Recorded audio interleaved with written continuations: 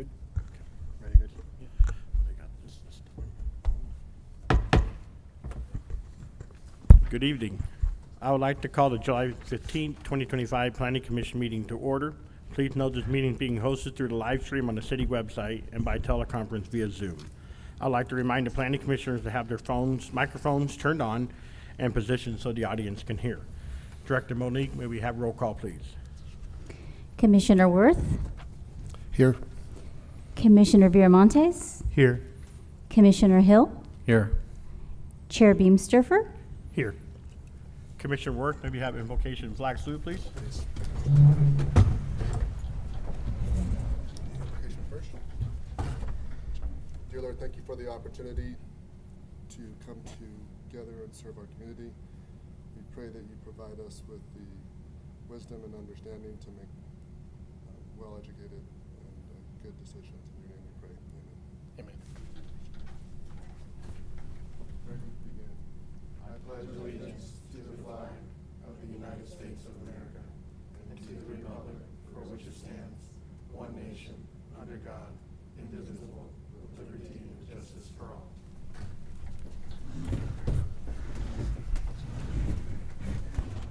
Agenda item number 4 is a public comment period for items not on the agenda. Are there any members present that would like to comment on an item not on the agenda? Chair Beamsterfer, I'm just verifying there is no one online requesting to speak. I do not show that, and I did not receive any e-comments. Okay, thank you very much.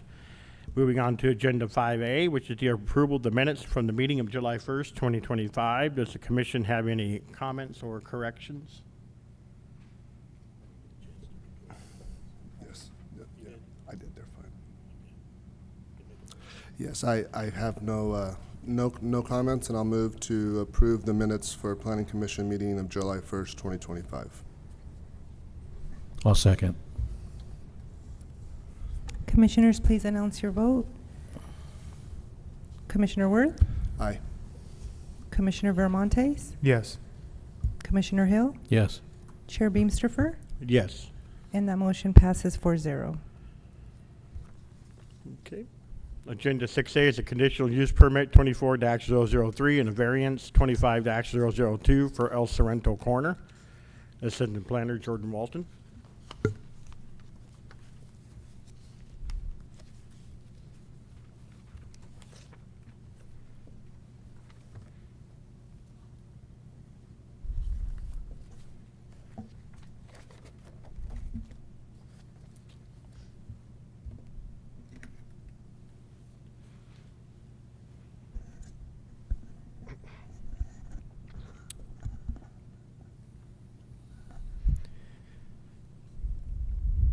Good evening, Mr. Chairman, members of the Commission.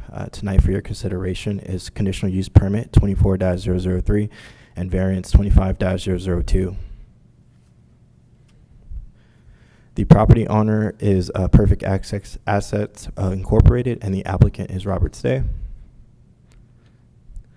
And this the applicant is requesting approval to upgrade an existing Type 20 ABC license for off-sale beer and wine to a Type 20 ABC license, which is off-sale beer, wine, and distilled spirits at an existing neighborhood market, and a variance to allow the neighborhood market to be closer than 600 feet from any existing public or private schools, public parks, or places of worship as measured from property line to property line, and closer than 100 feet from the existing residential uses or land uses as measured from property line to property line.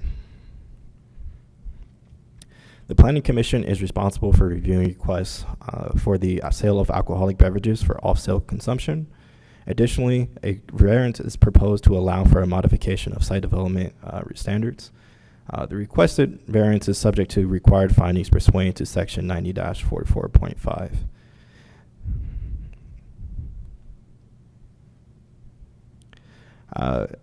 According to Table 4.1, use regulations for mixed use and commercial zones in this downtown specific plan, alcohol uses, all other on-sale and off-sale alcohol uses are subject to approval of a conditional use permit and additional regulations under Hemet Municipal Code Section 90-90. I'd also like to note that the California Department of Alcoholic Beverage Control reported that the site is overconcentrated. However, since the site has an existing Type 20 license, the PCN requirement will be waived if the conditional use permit is approved. And this project aligns with Goal 2 Economic Opportunity Objective 2. And then here is a list of names and locations of active on-sale licenses within this census tract. And of course, as previously stated, La Perla Market is one of the existing licenses under Type 20 currently. And here's a map of all the active licenses within the census tract.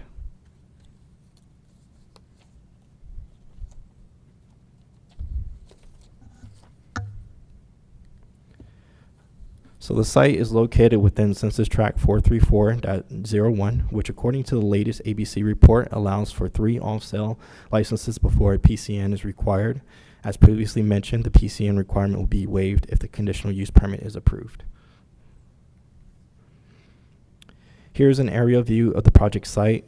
Surrounding land uses include U.S. Bank Branch, Steve's Burger, and Dynamic Hobbies.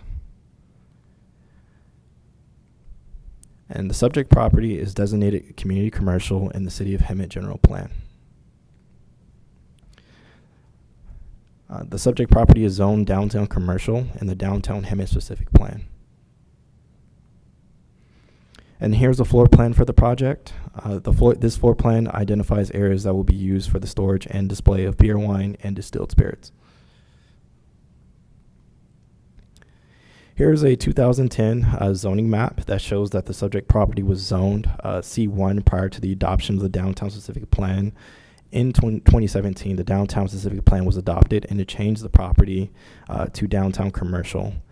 And prior to the adoption of ordinance number 1857 in 2013, which added the conditions or requirements under Hemet Municipal Code Section -90-90, the sale of alcoholic beverages was permitted by right in commercial zones. This subject property was issued a Type 20 license from ABC on April 6, 2012, which predated the adoption of ordinance number 1857.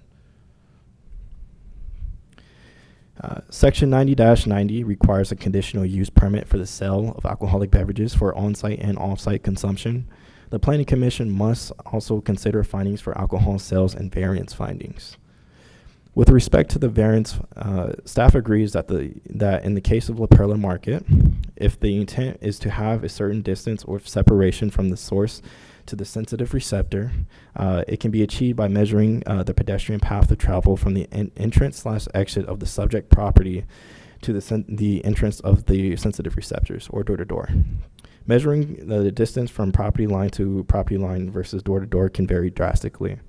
La Perla Market is a unique physical circumstance due to its location and intended use as a small market designated to serve the residential community.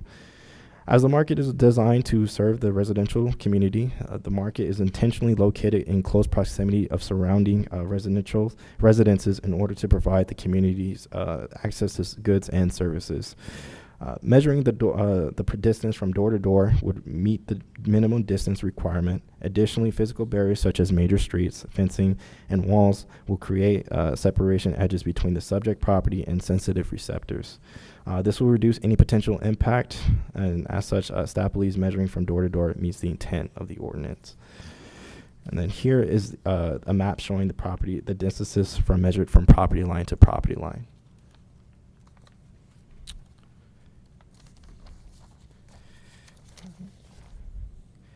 And here's a map showing if the distances were measured from the path of travel.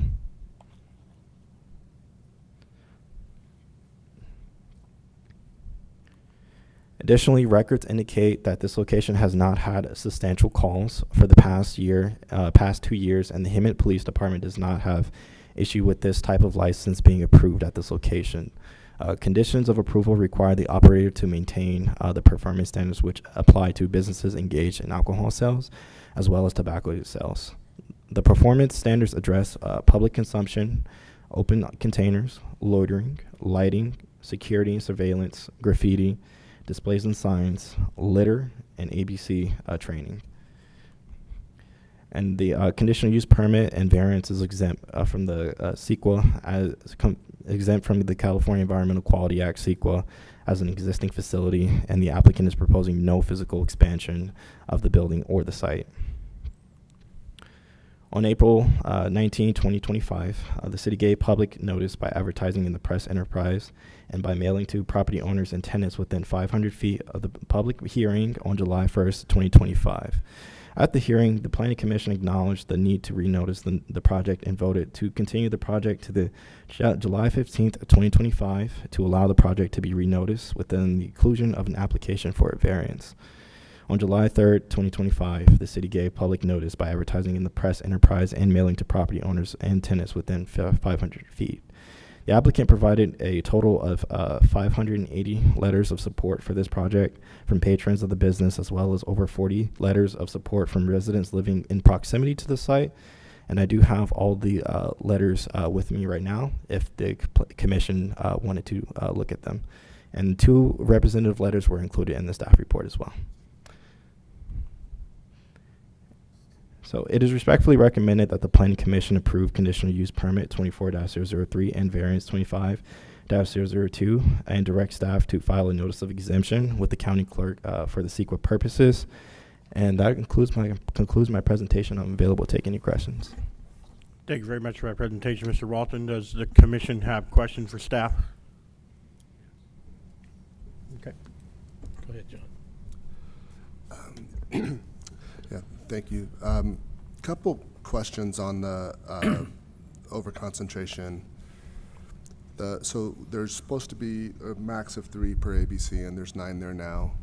Are those two questions on that? Are all 9 of those ones that came by right because of the prior zoning? And then secondly, is there a difference in the constraints between a Class 20 and a Class 21 within that same census tract? Yes. So with respect to the first question is that 8 of the 9 ABC licenses are currently in the census tract were issued prior to the adoption of the ordinance in 2013.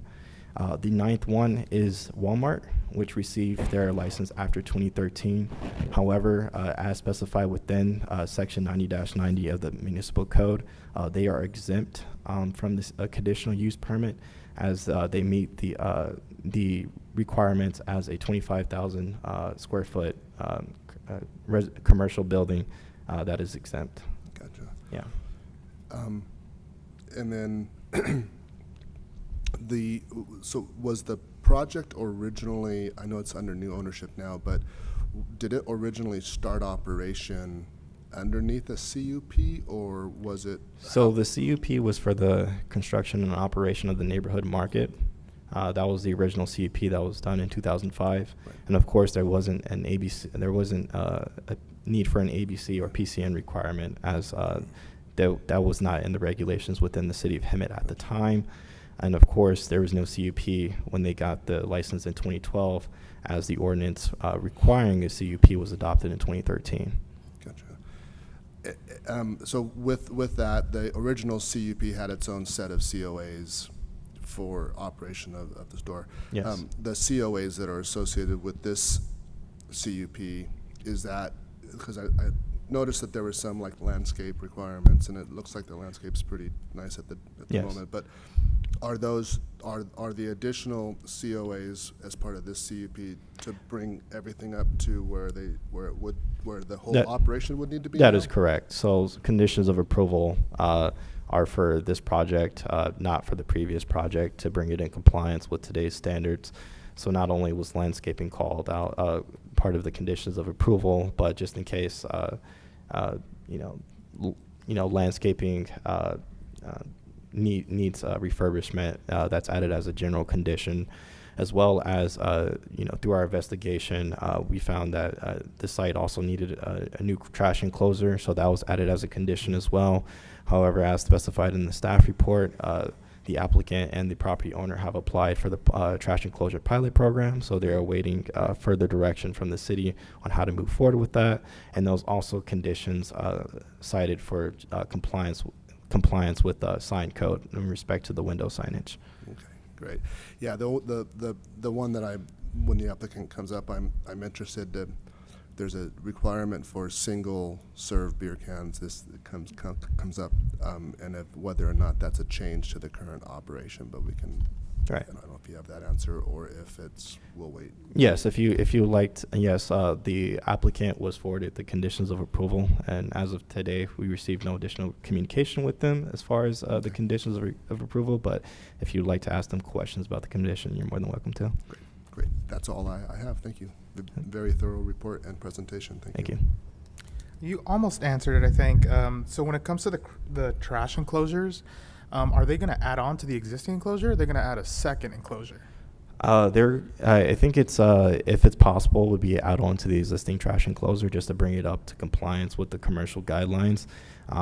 That's something that's been working through with the engineering and the building and safety department as well. If the building and safety department deems that the existing trash enclosure would need to be demoed before the new trash enclosure, they would be required to do so. But the trash enclosure pilot program is still being discussed and investigated with each site, with each existing site. So that will be something that will be brought up at the time they're awarded the grant.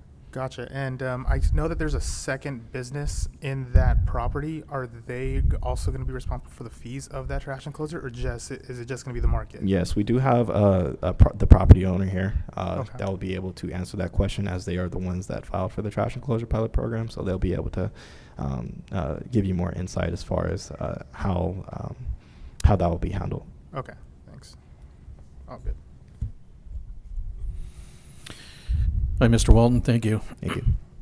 Can you go back to your slide that talks about the door-to-door measurements?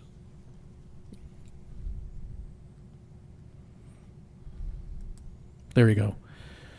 So it looks like there's a baseball field. Where is this? Is the store here the one in red, the block in red? Yeah. So I don't know if you can see the green pointer here, but yes, the store is in red, and if you measure from door to door, it would be the path to travel here that you see in red, and if you measure from property line to property line, it would not hit the baseball field, because technically the property line goes up to the solar panels that the Hemet Unified School District has here.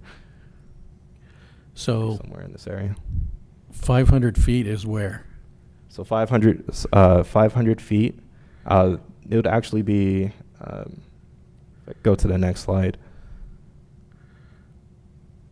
Yes, so 500 feet would be the solar panels here, as measured from property line to property line. So just short of the school, Just short of the school. like a foot. A foot. That's a little close for me. Okay, so the school never got notified. The school school, district. yes, they're outside of the 500-foot radius, so they would not have received notification. for Okay, this project. that concerns me. Okay. So this is for type 21, which is distilled spirits? Correct. Okay. And should I bring this up or what? I was going to wait for the applicant to. Oh, okay, you're going to wait? Okay. I guess that's it for me right now. Most of the questions got answered already. I was concerned about the school, as well as, is there a church that's right before the school, right? I think on the zoning it was right. I don't want to hit Miss Deputy Director Papp here, but let me see. Doesn't go on my screen. I go on here. You're on the bottom. Anyways, going south on Santa Fe, right before you get to the school, is there a church right at that corner? I don't recall there being a church at that corner. I just recall there being a commercial building. One, but yes, right there. How's my pointer not getting there? Yes. I thought that was a church right there in the corner. I know. But that was my concern, was the school and the fact that within 500 feet and they're at 505 feet, so they didn't get notification. And obviously, we have a park, Weston Park, right across the street. That's less than 500 feet. Yes. And it's supposed to be within no less than 600 from a park, I believe. Correct. So, and correct me if I'm wrong, the type 20 was approved before the general plan of 600 feet, or was it? So the zoning ordinance didn't require any distance requirements at the time that this property received their ABC license. If it were required at the time, it's very likely that the site would not have received an ABC approval for an ABC at the time. So the variance finding is to kind of help address that, in the respect that this site has operated with the Type 20 license for almost 20 years now, and that also taking into account the number of calls at this site. Particularly with this site, within the past 2 years, there have been no alcohol-related issues or loitering reported at this site, as well as there only being 4 calls of service reported at the Weston Park within 2 years. So alcohol-related issues is not something that the Hemet PD is concerned with this application. I noticed in 2024 versus this year, there's a lot more calls this year from Hemet PD going to that location than there was last year. And kind of curious as to why there were so many more phone calls for Hemet PD at that location this year versus last year. Yes. So they didn't give insight as far as just the volume of calls that have been received from this year compared to previous year. But they did state that they did look at this site and, took into account that this site has an existing ABC license and didn't see that it was an issue with the site or the Weston Park. Okay. And my last question, if I remember right, reading in the agenda, there was something like several hundred letters of approvals. Correct. So yes, an applicant received many signatures from patrons of the business, as well as they went door to door to surrounding property owners to receive signatures of support. And I do have those letters with me if any of the commissioners would be interested in taking a look at them. They're very similar to the 2 letters that were attached to the staff report. Okay. I think with that, any other questions for staff before we have the applicant come up? Okay. No. Thank you Thank very you. much, Mr. Walton. And Yep. we'll have Thank the you. applicant open public hearing now. My apologies. And have the applicant approach the podium, please.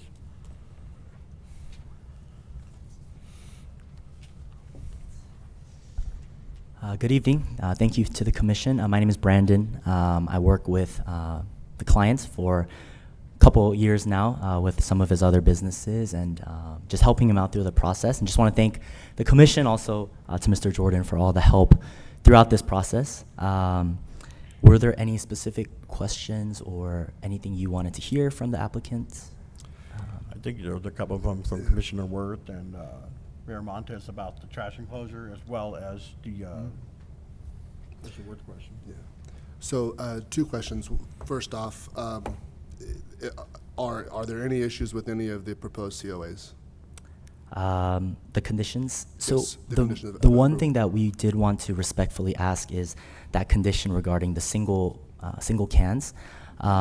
This business, as it has been currently operating, they do sell single cans currently, and I think just as I believe, Mr. Chairman, you mentioned within the past couple years, there haven't been that many calls regarding single can or alcohol open containers or loitering or public, drunkenness of that sort.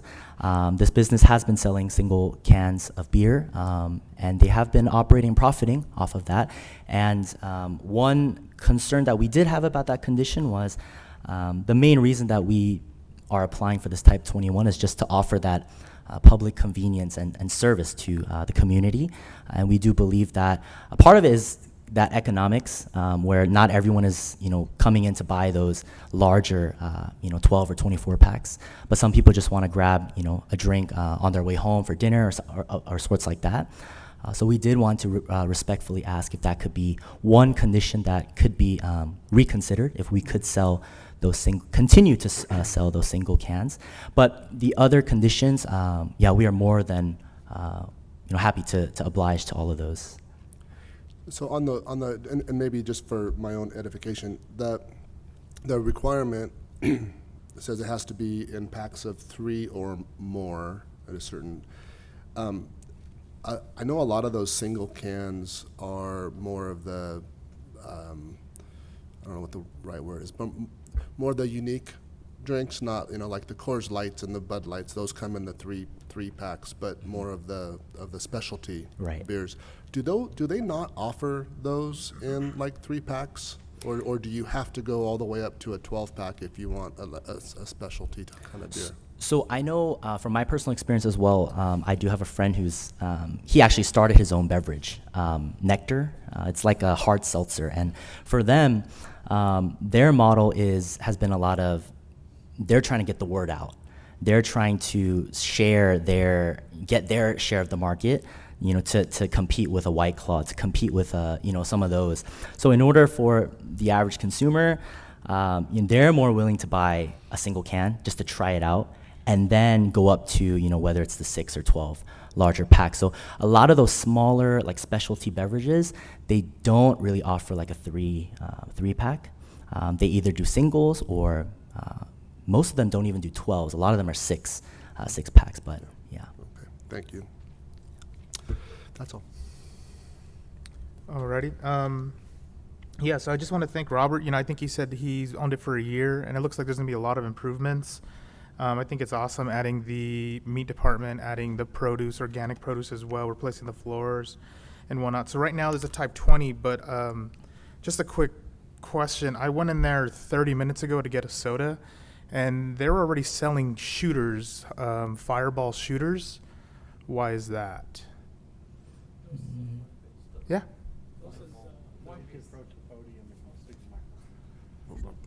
Approach the podium. My name is Robert Sly. I'm the owner of the market. Mhm. This is just a wine base. The Wine base Fireball? Fireball. Yes. Really? Yeah. Oh, that's cool. And this line, That's cool. they're 15%. Yeah. only. Okay. Yeah. They make them. Yeah, I mean, I do like what you're doing. It looks like here I read the letter. You're offering healthcare to your employees as well. You're gonna redo the floors, and I think it's it's a good location as well. A little too close to the park, I think, but it is what it is, kind of thing. Actually, I've been I can talk for a minute. I've been living and doing business in the city of Hemet now for over 20 years. In my 20 years doing business, I opened many storefronts. I worked hard. We hired so many people, and I've always been involved with our community since day one. We took over La Perla Market like almost a year and a half ago. The store was on the verge of closing. The shelf is empty. All the equipment inside is not working. Customers stopped coming to the business anymore, and only one employee there. So we thought could be a good corner. We could put a life to it again and make it to a market, serve the community, and we could make it happen. My family and I, we really put everything we can toward it, like our time, efforts, money. We upgrade all the equipments, replace it. We fill up the store, and we start getting the trust back from the people. And also we increase the safety, cameras 360, and we hire a security guard, and that's maybe the reason why no phone calls to the police department. We add more lighting outside, make it more safe for the customer and the employee. Nice. And actually, we start getting the customers back, which is then had to sign the upgrade for the license for us. Upgrading the license is really critical to survive this business. Even with everything we did, we still have to put money toward that store now. We have now 6 hardworking employees. They're all ABC trained. And I'm asking for a fair chance with your approval and our vision. We will invest more toward the market, and we'll upgrade the coolers. We're gonna put some more beverages, like organic beverages, organic food, meat department, and groceries, and turn it to a really beautiful corner grocery and organic store at the east side of Hemet. So I'm asking you, please help us to keep those doors open. And I just want to make sure you do have a restaurant there. You're not going to serve alcohol there, right? No, Even if they buy it at the store, they cannot drink it on the No. premise. no. Okay. It's all offset. Okay. And we kept that property clean since we took over. And we have really good trained staff. We have security. They stop by every half an hour, check in the property, make sure no one's there. And I'm asking your help right here to so we could stay in business. Thank you. Cool. And also, I think, just one more thing. I think with this, the upgrades we're doing, we're thinking we could create 10 to 12 more jobs opportunity. Thank Okay. you. Thank you very much. So Robert, I have a question for you. So I'm wondering what your opinion is of the fact that you would be selling hard liquor and you're 505 feet away from a school, and you're very close within the 500 foot of a park where, The 500 feet doesn't matter. Even we're just like, doesn't matter how close or far we're from a school. We will never, in all our business, we never got selling one ticket to minors because we do it professionally. We slide IDs and everything. And understand, like, all the hard liquor is gonna be behind the cash register. No hard liquor displays at all. There's no hard liquor there. And with the schools around us, they're middle school and elementary. They're not high school, and no way to confuse them with with adult or anything. Okay. And now we have a lot of families come with their kids and they shop in the store, and we sell beer and wine. We have no problems. And the hard liquor is just gonna be behind the cash registers. No displays at all. all right, what's your opinion about the fact that this area is oversaturated? I mean, seriously oversaturated with type 21. There is, I think, type 21, there is 3. And from the 9, there's the 6 of them is beer and wine. And 3 only is their liquor license. From the 9 is only 3 liquor license and 6 beer and wine because the rest didn't have 21. Okay, number 4 would be beyond the requirement. The fourth one will be us because this is typical for grocery stores like any Stater Brother, any Ralph, any grocery stores you see them, have them all that. Because this is the one-stop shopping you wanna like create to the community where people could stop and get everything at one time and just go back home. Most of our customers just walk, didn't even like wanna drive to Staters to get their stuff. Now we create this stuff right here, and that's our thought about it. And it's more, honestly, getting the liquor license really important for us because that will protect the investment we're doing and we're gonna do in the store. We talked to Mr. Jordan and we show him what we're gonna do and how we're gonna do it and how much we're gonna spend there, plus what we already did. And I'm just asking you to help us stay in business and we could make it really nice, organic grocery store. There is no one in that side of Heme, and that will offer like more variety of stuff to all the community around. Okay, so Robert, I hear a lot of good things about your store and what you're doing in the community and everything like that. It sounds like the store is doing really well and you have a great business model to present to the public. Explain to me why hard liquor is so important to this business. It sounds like you got all the other things going on for you. Why is this so critically important? It's critically important beside the fact like trying to make it one convenient stop shop for the customers, because I don't want to, I don't know if you guys want to go into the details of the business we're doing, because when you have a beer and wine license, your business is valueless. Let's say if I have a liquor license and I want to pull a loan to fix the store, it would be a lot easier for me to get that approval, the SBA loan to fix the store from me having just a beer and wine license. Because they believe the value of something having the liquor license is a lot more than just a beer and wine license.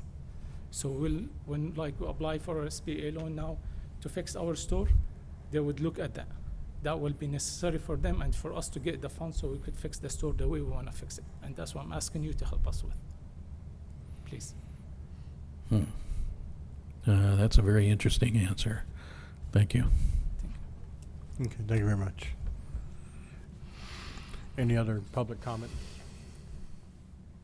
Or e-comments?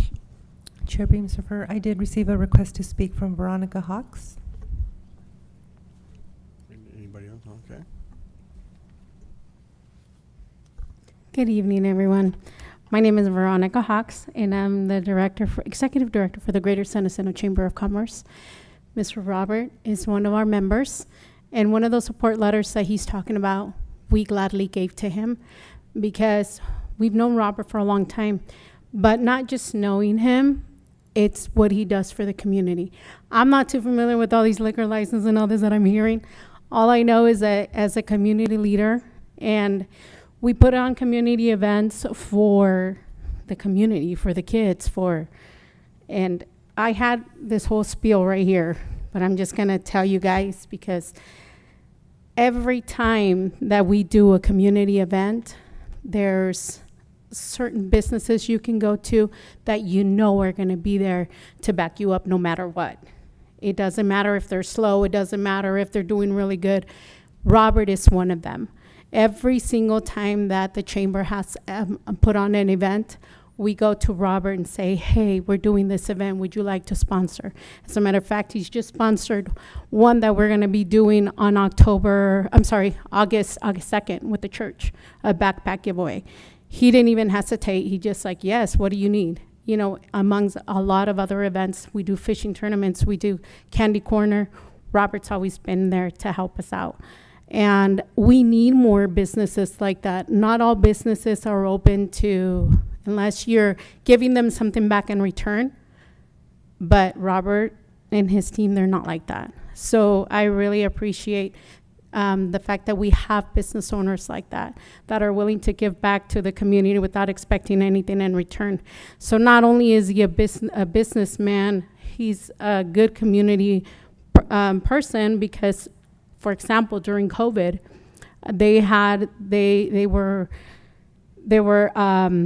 there was a business, the community leaders that put on this adopt a senior, and Robert's Stores was one of the first ones to go ahead and step in and help out with that. And what that was is like if seniors, like if there was a senior that didn't have anything to eat, they would put stuff together for them and then they'd even pick it up.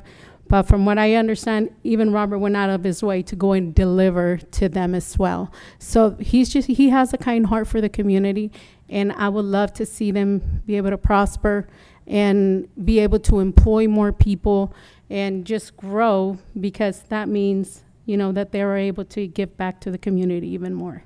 So I just want to thank you guys for the opportunity to letting me speak on his behalf here. And also another thing too, I've been to the store. They have amazing chicken. You guys have to try it. And their biscuits, they're unique biscuits. I've never had them before. And these biscuits are the best I've ever had. And tacos. So they have a really good tacos too. But they're a restaurant. They have a little area there where you can sit and have lunch. I witnessed the other day when I went there some workers that had gone in there. It was like during lunchtime. One of the guys didn't have enough, and Alex, I don't know if you even noticed that I was watching. He's like, no, don't worry about it. Just go ahead and go and take it. So that's just, you know, learning from Dad, obviously, but I wanted to say thank you because that just made me even feel more proud to be able to support somebody like this. So thank you. Thank you very much. Mm-hmm.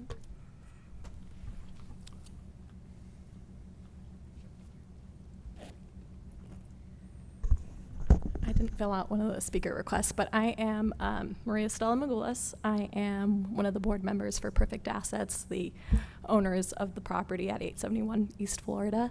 My understanding is that you guys had a couple questions about trash enclosures and landscaping, so I'm up here in support of Robert to answer any of those questions. And yeah, so if you don't mind repeating those questions, I can answer them from here. Well, the question that I had was just, you know, when I look at the current landscape, it looks nice. Yeah. It seems to be really nice. Appreciate that. and there was a condition that you would have within 6 months to submit landscape plans. So I just, was that, are you okay with that? Is there Absolutely. a plan to redo, and then I also noticed in your letter that you want to redo some landscaping as well in the future. So I just, real quick, on the letter that you submitted, just did an outstanding job of presenting your vision and your plan for what you have done and what you want to do, and I think it's very admirable. But I just from the landscape condition of approval, the question was just more of a, is Sure. it something that you Sure. want to do? Before I answer that question, to speak on behalf of Robert's character, he's right. When he took over that store about a year ago, I was ready to not renew the lease to the previous owner because he was struggling, wasn't paying rent on time, just had all kinds of issues. And Robert did a lot of convincing to say, you know what, Stella, I want to buy the business. I would like this kind of lease negotiated. And I went up to one of his stores in Idlewild, Mountain Center, I believe? Mountain Center. And I walked in the store. He didn't know I was going or anything like that. Walked around, and I saw the condition of the store, and I was so impressed because prior to property management, I used to work for Nabisco as a sales rep and then a manager. And so I spent a lot of time in grocery stores. And seeing how clean his market was and how he had all the displayed stuff really spoke to the way he runs his businesses. And so I decided to give him a chance, and I said, you know what, I'm going to give him a lease. And I went with, I believe it's a 5-year lease, maybe longer. But I put all my trust into Robert, and I work very closely with him. I'm at the store at least once every 2 weeks or at the property. So I spent a lot of time there. But for the landscaping, we absolutely will be behind any kind of changes that need to be made. I personally would like to go more drought tolerant look for the property anyways. I'm all about maintaining our properties and making sure they look good because it's really important for rents and stuff. So to us, that's a part of maintenance that we really take seriously.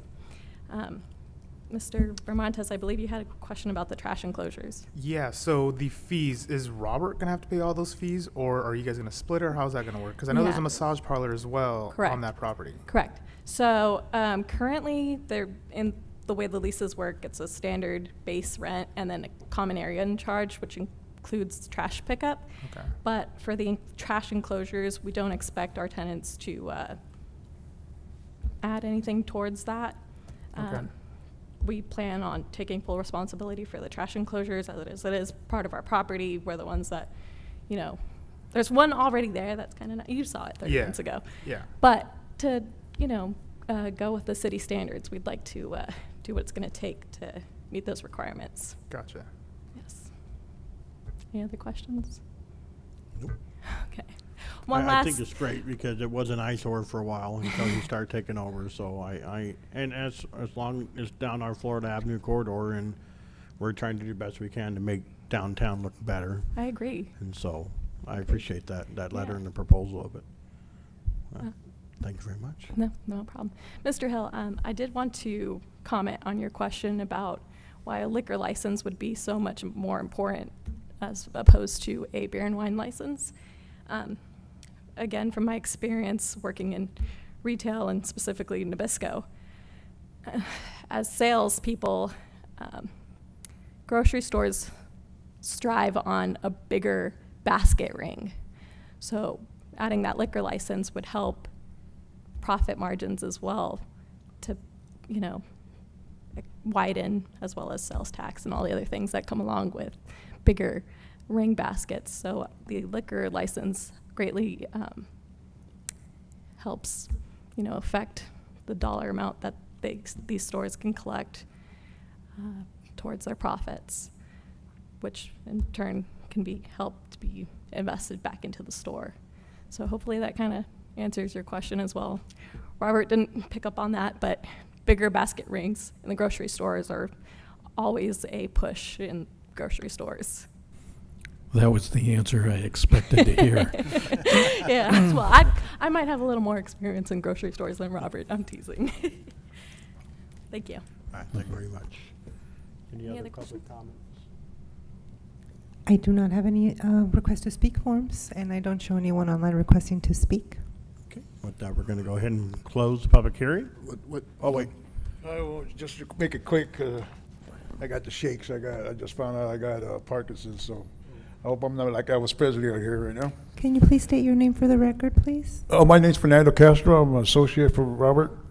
I just wanted to know if you guys got the opportunity to read over our security plan, which is vitally important to us. As far as, the license and all that, but we want you to feel positive that we mean what we want in our security plan. So I don't know if you guys had a chance to read our security plan. We put in lots of lighting and a lot of concerns because we worry about our safety ourselves. So I want you guys, if you had an opportunity to read the plan, that we mean what we say we mean. Also, we got a lot of signatures, many signatures from neighbors and local customers, and we didn't get those signatures going out knocking door to door. Hey, will you sign? They people that come into our liquor store, and they ask for liquor, and if they can't get it there, they go somewhere else, and that makes it hard for them to drive far away. And so we decided, we talked it over, we said it'll be a good idea to support our local customers and because like Mr. Garcia lives down the block. He always comes around and gets his little can of beer and walks, he takes a little walk. And so some of the questions that I heard you asking were concerns about why we want liquor. It's not that we want liquor, it's just we're providing a service to our local customers. And it makes it important to them because they walk in, and instead of driving far away to go get their liquor and margaritas and stuff like that. So that's one of the answers that I wanted to give you. As far as our single bottle sales, we have a 20 at this time. Doesn't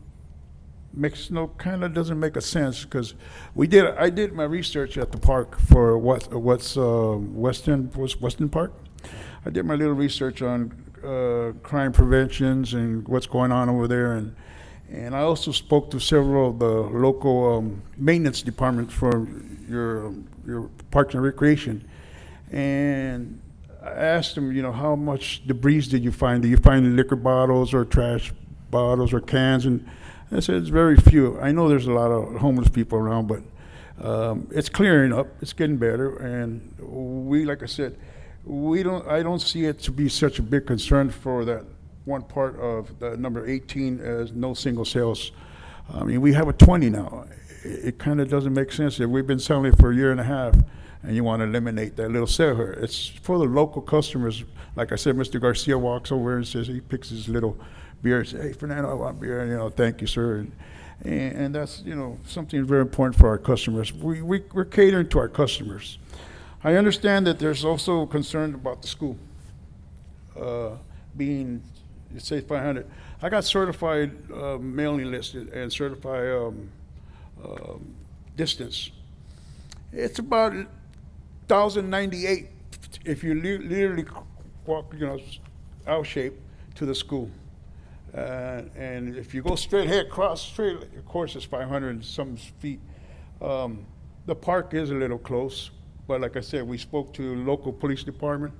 I believe his name was Oscar. I don't recall his name.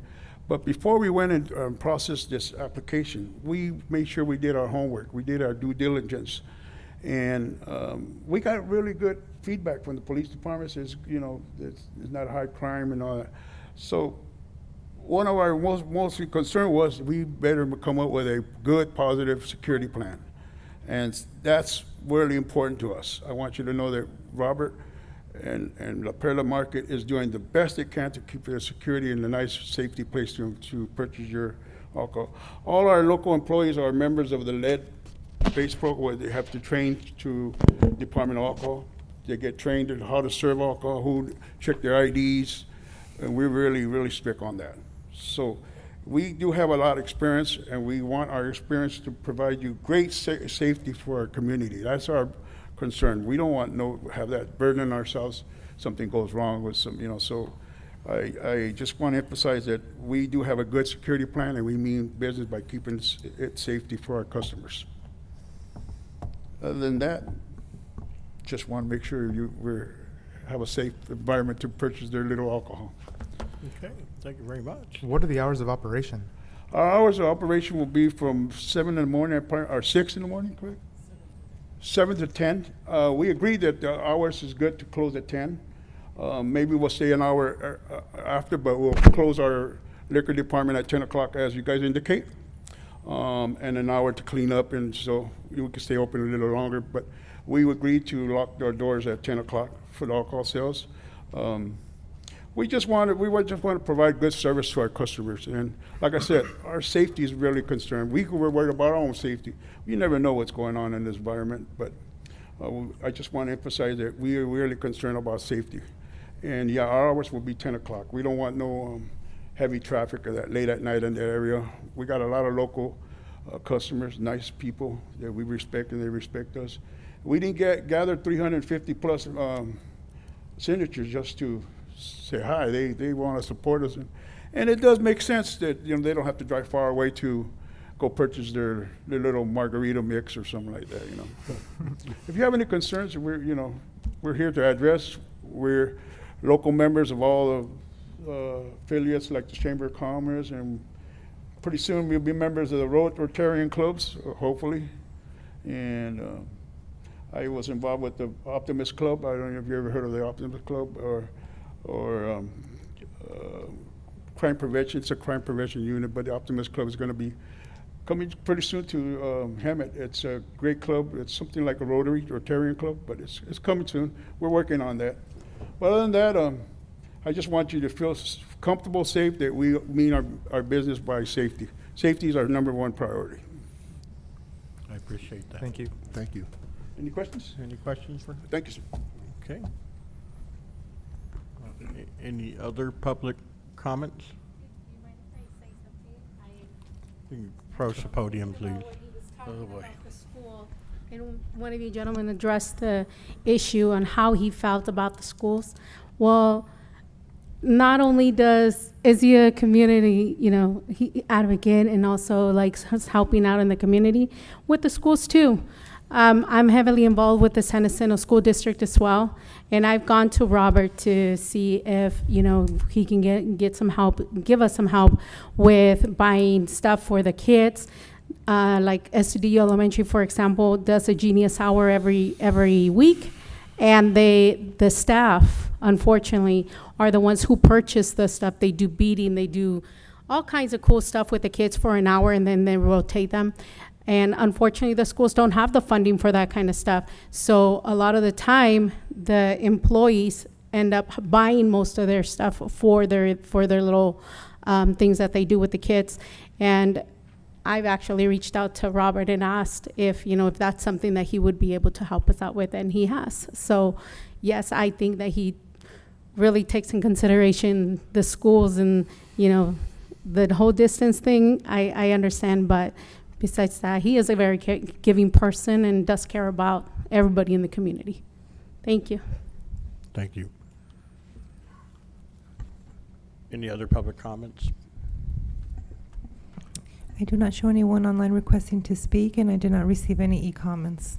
Okay, with that, we're going to go ahead and close the public comment period and bring it back to discussion for the commissioners. Any question, discussion, or ask for entertain a motion? Well, I mean, it is a fourth license outside the three, requirement. Got a lot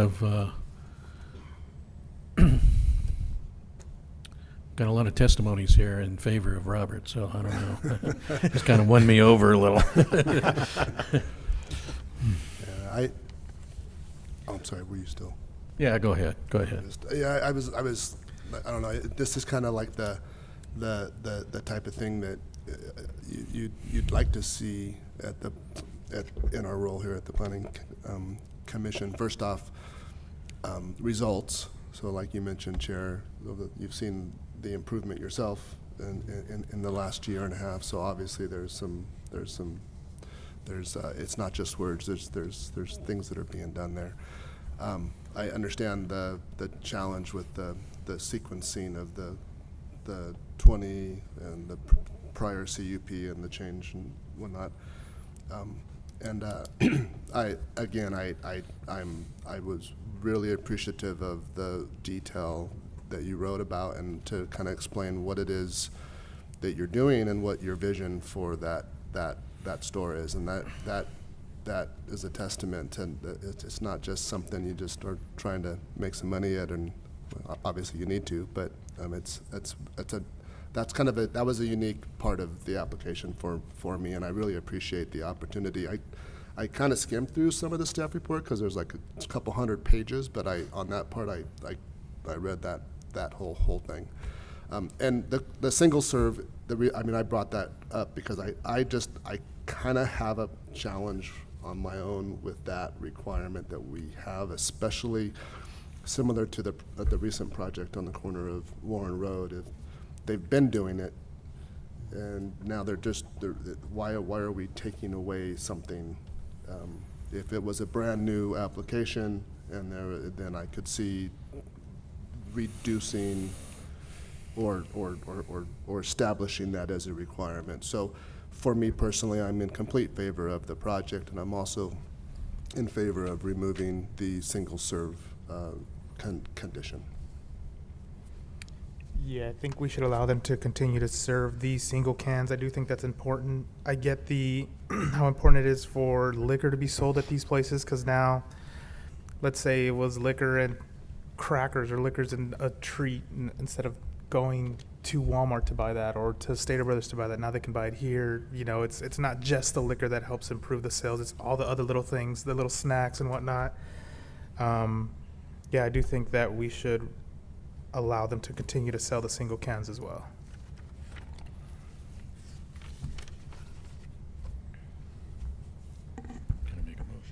I just say, where's the biscuits and chicken? We didn't. Yeah, have any. That chicken looks good too. I'm anxious to go try that chicken. So I think it's a little easier when it comes to something that's already there. A type 20 was already there at that location, and it's just a new ownership over the same location with ABC licensing still valid. And I just think we come across a couple of projects like this where, you know, it's not a new location, a new license to apply for, and it's existing, that's just updating some things. So, and I appreciate the community feedback, and I appreciate you engaging with the community and helping the community as well, because we need definitely a lot more of those type of ownerships around here. So, with that, can I entertain a motion? yeah, I would like to move that we adopt Planning Commission resolution approving CUP 24-003 with the removal of condition number, is it 18? I forget the condition, with the removal of condition number 18 and the variance 25-002 subject to conditions of approval, and direct staff to file a NOE with the county clerk. I second that motion. Commissioners, please announce your vote. Commissioner Worth? Aye. Commissioner Viramontes? Yes. Commissioner Hill? Yes. Chair Beamsterfer? That's 4 yeses. That motion carries 4-0. Thank you, you. guys. Thank you. And with that, we're going to move on to 9A, City Attorney Report. City Attorney Leo Sawari. Thank you, Chair. Wanted to provide a little update on an assembly bill, one of many. This one was State Senator Blackspear's SB 92 update. So essentially, this is a state's update to the density bonus law to prevent developers from qualifying for incentives when their projects are mostly commercial. So it ensures that 2/3 or more of a mixed-use building must be residential and limits commercial floor area to no more than 2.5 times what local zoning allows. It also clarifies that bonuses do not automatically apply to hotels or similar lodging. The bill passed the Senate and Assembly Housing Committee early this month, July 7th to be exact, and is now awaiting local government committee review in the Assembly. So essentially what the bill is trying to do is to close the loophole on California's density bonus law. So what the law does now is under Government Code Section 65915, cities and counties must grant developers a density bonus, which is extra units, concessions, or development standard waivers if they include affordable housing in their projects. So that was a problem because developers found a loophole in that. So what they did is that some developers were leveraging the law to build predominantly commercial or hotel-heavy high-rises with minimal affordable units, far exceeding local zoning allowances. So what SB 92 is trying to do is it's trying to tighten the density bonus law's original intent to incentivize housing, not luxury commercial development. So legislatures and Department of Housing and Community Development argued that loopholes allow outcomes that do not further the fundamental purpose of the law. So that's a nice legislation, finally. A little light. 7B, Community Development Reports, Director Monique. Thank you, Chair. I do want to provide an announcement to the community that tomorrow, Thursday, July, not tomorrow, I'm on the wrong day already. Thursday, July 17th, the city will be hosting an arts and cultural public meeting. And this will be the time and opportunity for the members of the community to voice their opinions and in shaping the San Jacinto Valley's culture future, and share your favorite local art spaces, historic landmarks, and traditions and culture that you feel that we should take note, and be a part of the exciting opportunity to put the San Jacinto Valley on the map. It is going to be here at the Hemet Public Library on Thursday, July 17th from 6 p.m. to 8 p.m. So all members of the community are encouraged to attend. And also tonight I want to make an announcement that this evening is Karina Hernandez, our administrative assistant's last Planning Commission meeting with the City of Hemet. She has decided to take on new adventures and will not be here with the City of Hemet. So tonight is her last, and we just want to say thank you, Karina, for all that you've done for the community and the city. She has been a long-standing employee of the City of Hemet for almost 20 years.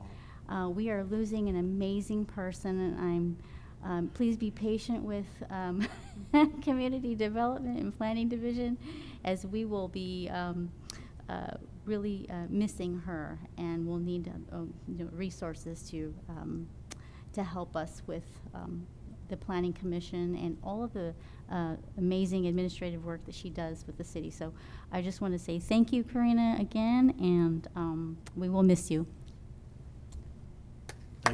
Thank you so much. Yeah. Hope it's something good. Thank you, everyone. I will miss Hemet too. And that's the end of my report. Thank you. All right, future agenda items, Director Monique. Okay, future agenda items. Coming soon is Dosner Organic Farms Packing House. We do have a conditional use permit for grocery store, grocery outlet. We have a tentative parcel map for Ramona Plaza, which is on San Jacinto in Florida, northeast corner. McDonald's site development review, conditional use permit modification, and that's what we have coming forward fairly soon. End of report. Thank you. Okay, thank you very much. And the 7D is the Planning Commissioner's reports. Commissioner Worth, Nothing to report. Commissioner Viramontes, Today on Instagram, I saw on Hemet's Instagram that there's a survey for the city of Hemet. I encourage everybody in the community to fill out that survey, kind of just to see where we're at, That's it. thank you. Commissioner Hill, What if you don't do Instagram? You got an email. Oh, okay. The I have nothing to report, thank you. Thank you. Chair Beamsterfer. I believe it's himmetvoices.com. If you go there, you can voice your opinion on how you feel and input. Also, the Business Connect is going on July 31st at the Hemet Theater, and you can look more into that on the Chamber of Commerce.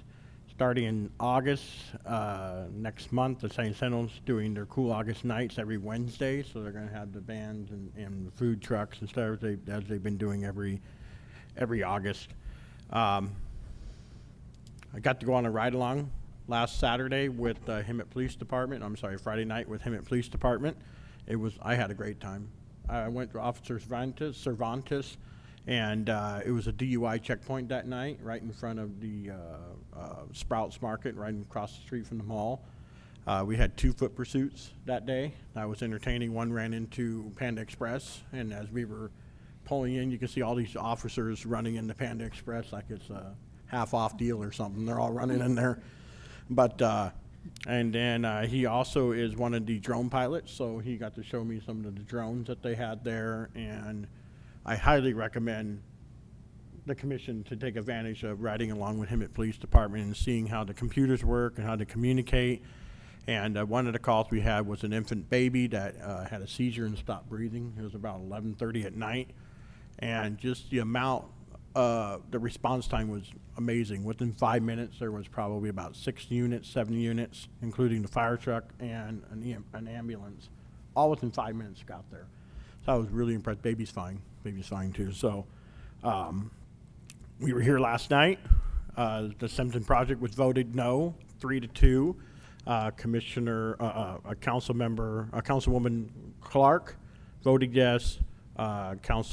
Mayor Peterson voted yes, as well as Councilmember Lodge voted yes. And so that project did not go through with the Simpson project. Yes means no, yeah, so we are not getting the Simpson project. So sorry about that. And nothing else to report. So if there being nothing else to report, the meeting will be held on August the 1st. 2025 at 6 p.m. And again, Ms. Hernandez, Chair thank you Beamsterfer, we do have a correction on the adjournment, on the date, on the agenda for this adjournment. It was inadvertently written as August 1st, which is a Friday.